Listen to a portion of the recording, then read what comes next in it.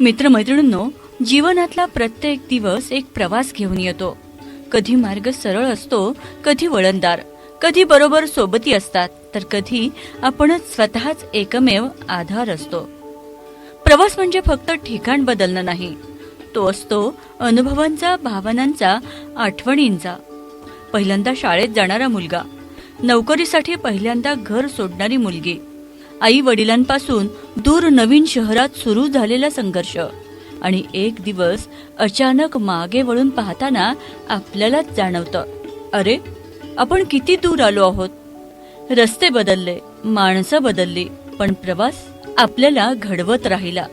कधी शिकवला संयम, कधी दाखवलं आपलं खरं बळ, कधी तर पावसाच्या थेंबात, तर कधी उन्हाच्या झळांमध्ये आपण स्वतःलाच नव्याने शोधत राहिलो.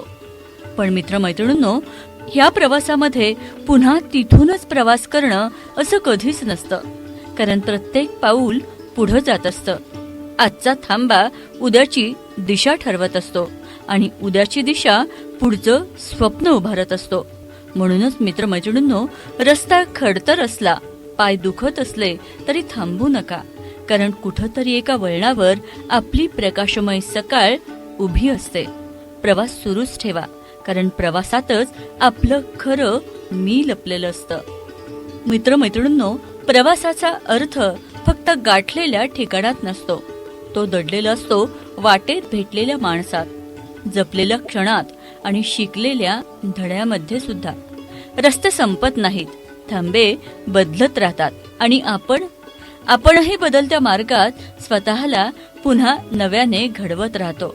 म्हणूनच मित्रमैत्रिणींनो, आपला प्रवास अजूनही सुरूच आहे. उद्याच्या नव्या रस्त्यासाठी, नव्या दिशासाठी, नवी उमेद घेऊन. म्हणूनच मित्रमैत्रिणींनो, चालत रहा, शोधत रहा, आणि प्रवासाचा प्रत्येक क्षण जगत रहा.